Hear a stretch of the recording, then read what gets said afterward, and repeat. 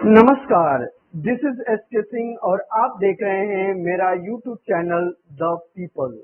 The people YouTube channel के news room में आपका स्वागत है। व्यक्तिगत जीवन में जितना महत्वपूर्ण होता है सफलता पाना, उससे भी ज्यादा महत्वपूर्ण होता है सफलता को बरकरार रखना, उसको बनाए रखना। यह रूल सिर्फ व्यक्तिगत जीवन में ही लागू नहीं होता, यह रूल पॉलिटिकल पार्टीज और पॉलिटिकल लीडर्स के लिए भी उतना ही लागू होता है। एक बार सत्ता में आना तो आसान है, उसके बहुत सारे कारण हो सकते हैं, लेकिन दोबारा सत्ता में आना और बने रहना, ये सबसे बड़ी चुनौती होती है। और इस चुनौती से निपटने के लिए पॉलिटिकल पार्टीज अलग अलग हथकंडे अपनाती है। आज हम बात करेंगे जो बाइडेन के वियतनाम में दिए उस स्टेटमेंट पर, जिसमें उन्होंने कहा है कि उनकी बात मोदी जी से फ्रीडम ऑफ प्रेस यानी प्रेस की निष्पक्षता, उसकी स्वतंत्रता और ह्यूमन राइट्स के बारे में बात हुई है। मैं जो बाइडेन को अभी अलग से रख देता हूं, क्योंकि जो चाहे वो अमेरिका के राष्ट्रपति हो या किसी भी दूसरे देशों के जो राष्ट्रपति हो, उनकी जो स्टेटमेंट होती है किसी देश को लेकर नहीं, उनके देश के हित में होती है, चाहे वो भारत के हों, चाहे वो अमेरिका के हों, चाहे वो रशिया के हों। लेकिन ये जो स्टेटमेंट है, ये स्टेटमेंट कहीं ना कहीं हमारी भारतीय मीडिया की तरफ इशारा करता है। हम जानने की कोशिश करेंगे कि क्या जो बाइडेन द्वारा दिया गया यह स्टेटमेंट क्या सचमुच भारत में कहीं एग्जिस्ट करता है। आप अपने भारतीय मीडिया को बहुत गौर से देखिए। 2014 के बाद जब से मोदी जी प्रधानमंत्री बने हैं और अभी ये 2023 चल रहा है, 2019 के बाद जो चुनाव हुआ, दोबारा वो सत्ता में आए और बहुत बड़े मतों के साथ वो सत्ता में आए। वो इस बात को इंगित करता है कि कहीं ना कहीं देश में जो उनका क्रेज है वो बना हुआ है। लेकिन 2014 के बाद जो एक बहुत ही खास घटनाओं के बारे में मैं आपका ध्यान लेकर जाना चाहूंगा कि आप देखते हैं कि 2014 से पहले जितनी भी सरकारें आईं, जिसमें ज्यादातर जो राज किया वो कांग्रेस ने राज किया है। और कांग्रेस के राज में इतने बड़े बड़े घोटालों का नाम, हर साल कोई ना कोई घोटाले का नाम आ जाता था। वो प्रूव हुआ है नहीं हुआ है वो बात की बात है, क्योंकि अगर वो प्रूफ नहीं भी हुआ है तो इसका मतलब ये नहीं कि वो घोटाला नहीं था। इसका मतलब ये है कि था, लेकिन उसको दबा दिया गया, उसको कोर्ट के सामने प्रूफ होने नहीं दिया गया, या कुछ प्रूफ भी हुए हैं जिसमें बहुत सारे लोगों को सजाएं भी हुई हैं। लेकिन 2014 के बाद उन घोटाले को उजागर करने में जो सबसे बड़ा रोल था वो था मीडिया का, और मीडिया के साथ सरकारी एजेंसीज का।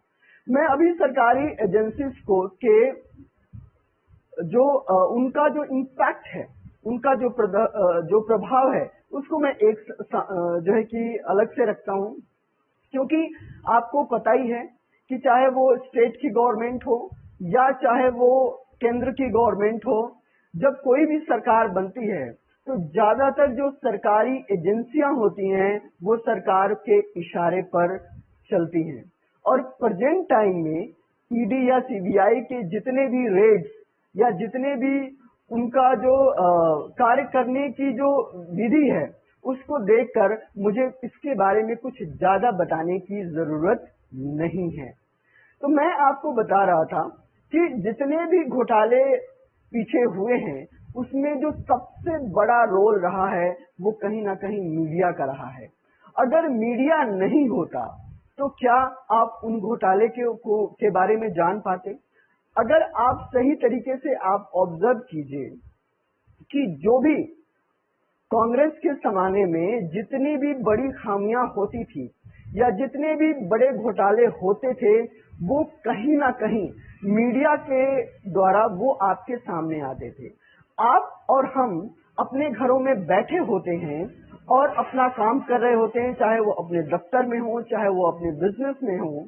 देश दुनिया या अपने देश की जो जानकारी है वो कंटिन्यू जो है डायरेक्ट वो पर्सन तो नहीं आता हमारे पास कि जी मैंने ये घोटाला किया है, ये देखो, या वो एजेंसी तो नहीं आती आपको बताने कि देखो इस बंदे ने घोटाला किया है, आपको जानकारी में देता हूँ। ये सारी जानकारियां हमें मीडिया के माध्यम से मिलती हैं।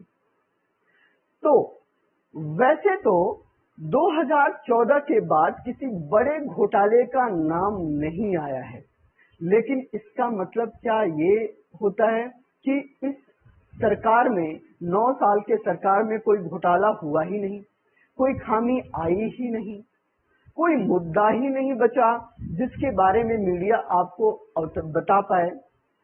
मैं आपको ध्यान दिलाना चाहूंगा कि जब भी कोई सरकार बनती है तो उसके पास अपनी योजनाओं को बताने के लिए, अपने काम के पॉजिटिव चीजों को बताने के लिए सरकारी पैसे का इस्तेमाल होता है। चाहे वो आप अखबारों में देख लें, चाहे टीवी पर उन योजनाओं के एडवर्टाइजमेंट को देख लें। उसी तरीके से सिर्फ मीडिया ही ऐसा होता है जो उस प्रभाव से अलग होकर आपको सही घटनाएं या उसकी वास्तविकता के बारे में आपको बताता है। लेकिन आज का मीडिया सरकार के प्रचार का ही एक हिस्सा बन गया है। क्या आज की मीडिया में कोई ऐसा मुद्दा नहीं बचा जो आपको बताया जाए जो सरकार की कोई खामी हो? मैं एक पार्टिकुलर खामी की बात नहीं कर रहा हूँ, मैं ओवरऑल सभी चीजों के बारे में बात कर रहा हूँ। क्या ये वर्तमान मीडिया आपको बताया कि मणिपुर में आखिर इतने दिनों से मई से क्या चल रहा है?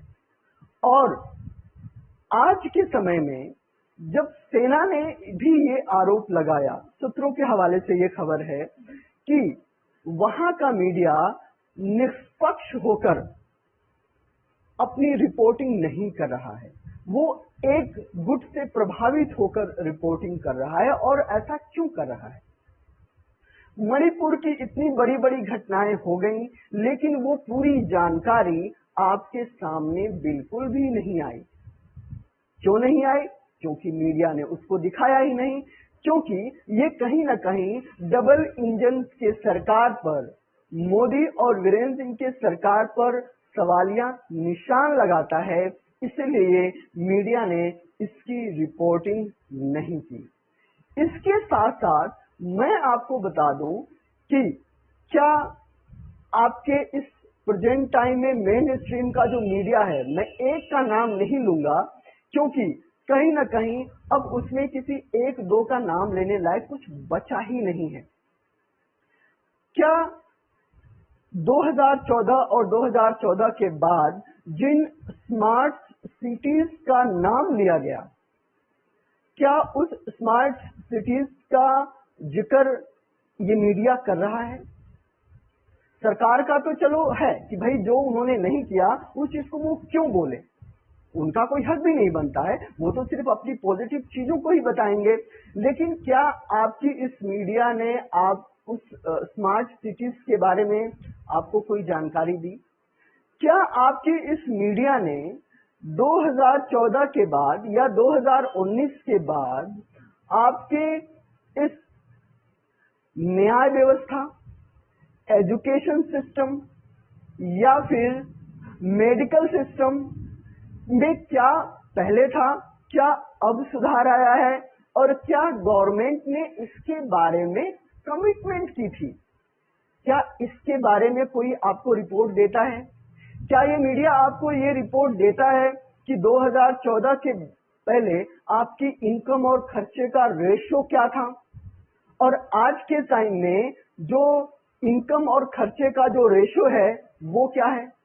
आज के टाइम में क्या ये मीडिया आपको इस बात की जानकारी देता है कि रोजगार के मामले में प्राइवेट सेक्टर में कितनी रोजगार जो है कि दिए गए, सरकारी सेक्टर में वो कितने रोजगार जो है कि आपको दिए गए, कितने का वादा था, और जो आंकड़े प्रस्तुत किए जा रहे हैं उसमें की वास्तविकता क्या है, क्या सही है, क्या गलत है।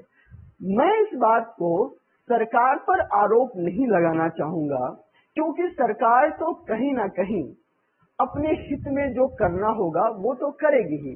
जैसा कि मैंने बताया है कि सत्ता को बचाकर रखने के लिए सरकार को सारी वो जुगाड़बंदी करनी पड़ती है जिसके वो खिलाफ होती है।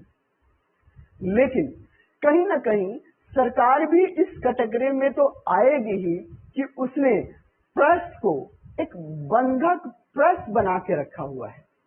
आज का जो मीडिया सिस्टम है वो बिना दांतों का शेर है। वो आवाज तो निकाल सकता है, दहाड़ तो सकता है, लेकिन काट नहीं सकता, क्योंकि उसके जो दांत हैं वो सरकार द्वारा तोड़ दिए गए हैं। और मैं आपको मजे की बात बता दूं कि अब आप जल्दी ही मेन स्ट्रीम मीडिया से आप बोर हो चुके होंगे, क्योंकि एक ही चीज कब तक सुनते रहेंगे आप, पाकिस्तान को कब तक देखते रहेंगे, धर्म अधर्म कब तक देखते रहेंगे आप, राष्ट्रवाद का जो सिस्टम है वो कब तक चलेगा। ये दो तीन चीजें ऐसी हैं जो परोसी जाती हैं और जो कहीं ना कहीं इस सरकार को सपोर्ट करने के नियत से परोसी जाती हैं। आजकल के जो पत्रकार हैं वो पत्रकार ऐसे हैं जो कि एक सिस्टम के लिए नौकरी कर रहे हैं, वो पत्रकारिता बिल्कुल भी नहीं कर रहे हैं। तो आप इस बात से अंदाजा लगा सकते हैं कि इस पूरे मीडिया सेक्टर में जो इंटेलेक्चुअल जर्नलिस्ट पत्रकार हुआ करते थे, अचानक वो कहाँ चले गए। आखिर ये सिस्टम उनको जगह क्यों नहीं देता। आप ले लीजिए अजीत अंजुम को, आप ले लीजिए अविशार शर्मा को, आप ले लीजिए बरखा दत्त को, आप ले लीजिए करण थापर को, आप नाम ले लीजिए रवीश कुमार को, आप नाम ले लीजिए पुनीत पशुन वाजपेयी जी का। ये जो पत्रकार हैं, ये जो पत्रकार जिनमें इंटेलेक्चुअल था, जो चीजों को समझते थे, कहीं ना कहीं उनको न्यूज चैनलों से निकाल दिया गया है या फिर निकालने पर मजबूर कर दिया गया है। और वो आजकल यूट्यूब पर, मैं ये नहीं कहता कि ये पत्रकार 100% सही हैं, क्योंकि कहीं ना कहीं इनके भी आवाज में सिर्फ एक ही जो गूंज गुजती है एंटी मोदी की, लेकिन उसका विश्लेषण किया जा सकता है, क्योंकि ये जो उनकी बातें शुरू हुई हैं वो जब कांग्रेस की सरकार थी तो वो भी एंटी कांग्रेस हुआ करते थे, लेकिन क्योंकि उनका काम है सत्ता से सवाल पूछना, उनका काम है सत्ता से आम लोगों की से जुड़े हुए सवाल सत्ता के सामने रखना, उनके नुमाइंदों के जो है कि सामने रखना। लेकिन आजकल ऐसा नहीं हो। और मजे की बात मैं बता दूं कि प्रिंट मीडिया में भी इन पत्रकारों का कोई लेख आपको देखने को नहीं मिलेगा। क्या हमारी मीडिया सेंटर, मीडिया जो ग्रुप है, जो इसको हमारे लोकतंत्र का चौथा स्तंभ जो है कि कहा जाता है, तो क्या ये चौथा स्तंभ आजकल सुरक्षित है। और इस बात का अंदाजा अब इस बात से लगाया जाता है कि अब आपको सही विश्लेषण, सही खबर आपको मेन स्ट्रीम मीडिया से नहीं मिल रही है, अब आपको यूट्यूब से मिलने लगी है। और लोगों का रुझान यूट्यूब की तरफ बढ़ने लगा है। और कहीं ना कहीं अटकलें ये हमेशा बनी रहती हैं कि गवर्नमेंट यूट्यूब के माध्यम पे भी अपना कुछ ना कुछ अंकुश लगाए, ताकि वो सही रिपोर्ट यूट्यूब के माध्यम से लोगों तक ना पहुंच पाए। और मैं आपको बता दूं कि जल्दी ही आपके सबसे जो बड़े नेता लोग हैं वो आपके यूट्यूब पर इंटरव्यू देते हुए नजर आएंगे और जो गोदी मीडिया के जो पत्रकार हैं उनकी जगह आज के यूट्यूबर ले लेंगे और मजे की बात है वो भी आपके पत्रकार नहीं होंगे, वो भी आपके मनोरंजन करने वाले ही लोग होंगे। तो आज की वीडियो में बस इतना ही। अगर आपने इस वीडियो को लास्ट तक देखा है तो इस वीडियो को लाइक करके शेयर करके मुझे प्यार दीजिएगा और ऐसे ही विश्लेषण आपको समय दर समय इस चैनल पर मिलती रहेंगी। तो आप इस चैनल को सब्सक्राइब कर लीजिए और आधा अधूरा मत काम मत कीजिएगा। वहां पर नोटिफिकेशन को प्रेस करके ऑल बटन को आप प्रेस कर लीजिएगा ताकि सही जानकारी समय से आपको हमारे माध्यम से आप तक पहुंचती रहे। नमस्कार, जय हिंद।